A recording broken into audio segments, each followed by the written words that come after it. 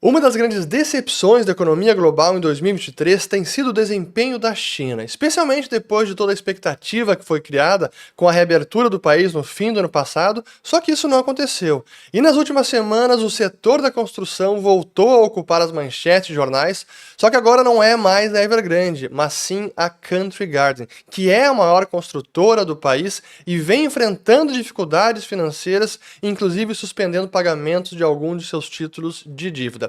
E para completar, indicadores recentes da economia chinesa vêm se deteriorando. E a cereja do bolo, o governo chinês suspendeu a divulgação de um indicador muito importante.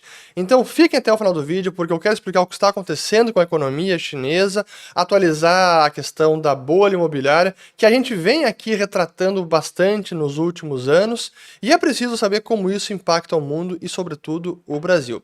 Pois bem, então começando pela própria Country Garden, que é a maior incorporadora da China, agora em 2023 vem perdendo o posto porque as vendas vêm em queda. E eu vou mostrar uma série de gráficos para entender a dimensão do problema. Então aqui as quedas nas vendas da Country Garden, 2021, 2022 e 2023, as barras vêm caindo mês a mês, desde 2022 já sinalizando uma queda, e 2023 uma queda ainda maior em relação ao ano anterior. Então as vendas caindo mais de 75% em relação aos níveis de 2021. Em número de projetos, aqui para ilustrar como a Country Garden é a maior construtora do país, mais de 3 mil projetos, mais do que quase o triplo da segunda colocada, que é a Longfor, na frente da Sunac, na frente da Evergrande e várias outras, sendo que todas elas estão enfrentando também problemas. Aí o tamanho do prejuízo da Country Garden, que agora realmente disparou, ela vinha com lucro até 2021, 2022 um leve prejuízo e agora realmente disparou em mais de 55 bilhões de yuans. Em termos de maturidade da sua dívida, aqui é uma tabela que eu não vou me estender, mas mostra todas as dívidas que estão vencendo nos próximos meses, e aí vem o temor de muitos investidores, tanto offshore quanto onshore, tanto no mercado local quanto no mercado externo, que podem não receber o pagamento da Country Garden. Esse é o problema. E como é que o mercado precifica esse risco? No título de dívida, no caso aqui o bond da Country Garden de 2024, que está rendendo 2.500%. Era um título que tinha um rendimento, o cupom dele, o valor de face era de 8% e já rende 2.500, porque ele está sendo negociado com um preço muito, muito descontado. No caso da Evergrande, só para relembrar, a empresa ainda está sofrendo com os seus bonds, aqui ainda são negociados abaixo de 10 centavos no dólar, então abaixo de 10 centavos do valor de face, abaixo de 10% do valor de face. E a ação da Country Garden, veja o papel que vem caindo sem parar e agora foi abaixo de 1.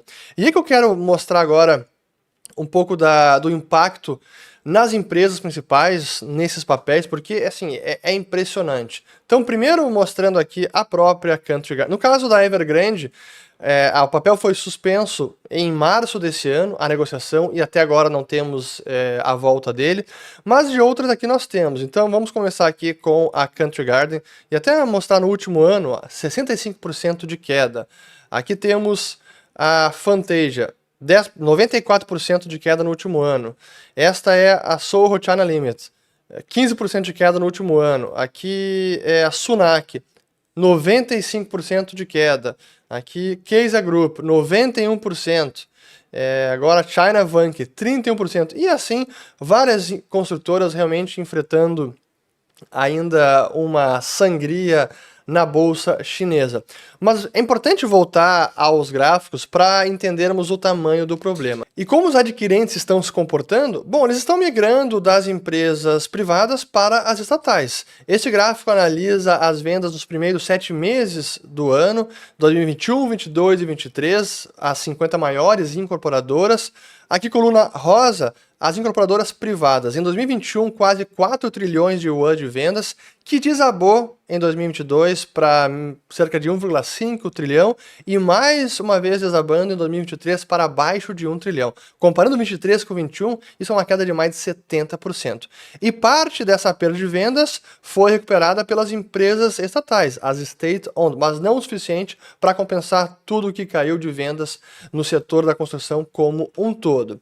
Esse outro gráfico aí mostra por empresa, a gente vê assim, a dimensão do estrago no setor, onde as empresas privadas realmente vêm desacelerando, e aqui desde a pior, lá embaixo, ó, Evergrande, Sunac, Shimal e Yango, todas com mais de 80% de queda de vendas, comparando 2021 com 2023, janeiro a julho.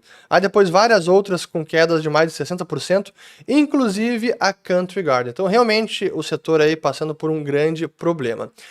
Taxa de inadimplência está em alta e para padrões históricos 2023 está elevado, não o recorde que foi em 2022, mas está elevado. E aí que entra a preocupação seguinte com o temor para os bancos. O quanto que o setor imobiliário pode contaminar o setor financeiro com prejuízos e como que isso impacta até liquidez ou a insolvência de algumas instituições financeiras. Por enquanto parece estar contido o problema, mas ele não é pequeno, aliás, longe disso. Quando a gente analisa aqui a exposição dos bancos ao setor imobiliário, em percentual dos ativos bancários, com relação às incorporadoras, os bancos têm apenas 4,4% dos ativos totais. Isso é positivo, mas tem 11,2% de hipotecas residenciais e de outros empréstimos, praticamente 13%. Então, no total, é quase 1/3 dos ativos totais bancários na China expostos ao setor imobiliário. Por isso, é o temor agora do que acontece daqui para frente. Mais 3 gráficos sobre o setor imobiliário, depois a gente fala sobre os indicadores da China. Mais um aqui sobre as vendas de propriedade, também mostrando desde 2022, que segue caindo ano contra ano, e aqui comparando por área e não apenas por valor monetário. E da mesma forma, início de novas construções, que também segue caindo, e apesar de ter tido um leve alívio, parecia que ia voltar a crescer no início deste ano, isso não aconteceu e voltamos a ver aqui nova queda. E esse último gráfico mostrando as incorporadoras, queda de vendas em relação à média dos 4 anos anteriores, pelas empresas estatais, linha verde, empresas privadas e as empresas distressed, que são as empresas que estão com problema, as privadas e as distressed mostrando uma queda significativa. Pois bem, aí que entra agora a questão dos indicadores na China que estão fraquejando. Alguns deles, como sempre, a gente precisa verificar ou questionar porque são dados oficiais, mas alguns são mais fáceis de verificar, como por exemplo dados de exportação e importação, porque aí são transações com o restante do mundo. E olhando a balança comercial chinesa, o que a gente tem visto é uma queda tanto da balança comercial da China com a Europa, que é a linha preta, quanto da balança comercial com os Estados Unidos. Em 2023 aqui chegou no menor patamar desde o início de 2021. Então, a tendência agora é de queda. As exportações, tanto neste período aqui, de 2021 até 2023, que segue mostrando uma queda de ano contra ano, que iniciou exatamente em meados do ano passado, com um leve alívio no início desse ano, mas voltou a cair abaixo de 10%. Não apenas exportações, mas também importações. Então, a corrente de comércio da China tem caído.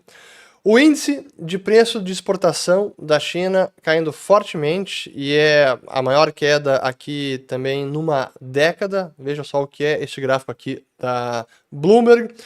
Vamos ver o que mais de dados. Bom, preços ao produtor, mostrando uma forte deflação neste ano, e também tivemos uma deflação no índice de preços ao consumidor, coisa que não acontecia desde ali da pandemia. Voltamos a ver na China agora uma deflação, o que denota essa queda na atividade, baixa demanda na economia chinesa. Vamos ver mais indicadores agora sobre vendas de varejo, também está se deteriorando e perdendo fôlego. Aqui a gente pode ver agora a venda do varejo total, que é um indicador, e como se quebrou a tendência depois da pandemia e não conseguiu voltar à tendência que víamos desde 2014. Mais dados, investimento de propriedade que continua a cair, onde a gente vê o total de investimento em ativo fixo, que é a linha preta, e a linha amarela, investimento em propriedade, desde 2022, que não para de cair. Mais indicadores, e agora que é o indicador importante que eu comentei no início do vídeo, cuja divulgação acaba de ser suspensa. O desemprego na China está aumentando, só que há um dado que a China também divulga, que é o desemprego dos jovens entre 16 e 24 anos, que vem aumentando bastante e chegou a subir acima de 20%. E é o que a China anunciou no dia de hoje, que estamos gravando esse vídeo, terça-feira, 15 de agosto, que ela vai parar de publicar a data para desemprego dos jovens. Sim, é coisas de China quando a foto não está bem, então é melhor nem mostrar o que está acontecendo. E é para tentar compensar esses efeitos de queda na atividade econômica, a China fez mais um corte de juros. Enquanto o restante do planeta está subindo os juros, e começando pela economia americana, o Fed subiu mais uma vez na última reunião, a China está cortando juros e no menor patamar desde 2020. Agora a taxa básica ali está em 1,8%, o que aumentou o diferencial, ou o diferencial negativo entre a taxa básica chinesa e a taxa básica americana. E qual é a consequência disso? É que a moeda chinesa está novamente se depreciando num patamar que não se via há bastante tempo. Vamos colocar aqui o yuan chinês, que voltou a testar ali o nível de 7,3 yuans por dólar, que era o nível que tinha chegado ali em novembro de 22, e aí quando teve a expectativa de reabertura, a moeda se fortaleceu. Mas quando a gente dá um zoom out, coloca em perspectiva essa depreciação da moeda chinesa, ela está aqui voltando a patamares que não se via desde 2007. E com essa queda de juros, isso aumenta a pressão sobre a moeda chinesa. Veja aqui que o yuan offshore, ele está aumentando aqui o nível de desvalorização e até ele antecipa a depreciação do yuan onshore, que é o CNY, o offshore é o CNH. Pois bem, então, esse é o resumo da ópera. Realmente, a economia chinesa, ela vem fraquejando, sim, não dá para mascarar o que está aí, o que temos de evidências. O setor da construção segue cambaleando e é o que eu digo, é um colapso controlado, uma demolição controlada do setor, porque isso vem se arrastando desde 2021. Veja que os vídeos que eu já fiz sobre isso, quem, digamos, estourou o problema, talvez tenha estourado a bolha, foi a Evergrande, mas várias construtoras, as privadas praticamente todas as grandes, estão com enormes dificuldades e agora a que era a maior delas, a Country Garden, é a nova a trazer preocupações para o setor da construção, para o setor financeiro, em última instância, para a economia chinesa. No curto prazo, não há perspectivas de melhora. O que havia de expectativa era com a reabertura da economia chinesa, o que não aconteceu. E até o momento, Xi Jinping, Partido Comunista, está relutante em adotar medidas de estímulos ainda maiores, sejam elas monetárias, sejam elas fiscais. Mas esse é um problema que todo país que teve um boom de crédito como teve a China e uma bolha imobiliária acaba passando. O que estamos testemunhando é novamente o reajuste do modelo econômico da China, que já não conta mais com demografia e não conta com aquele nível de crescimento que vimos nas últimas décadas. Espero ter gostado desse vídeo, vou colocar aqui mais duas referências de vídeos passados que fizemos sobre a situação da economia chinesa e do setor da construção. Compartilhem, se inscrevam no canal, ativem o sininho e volto no próximo. Valeu!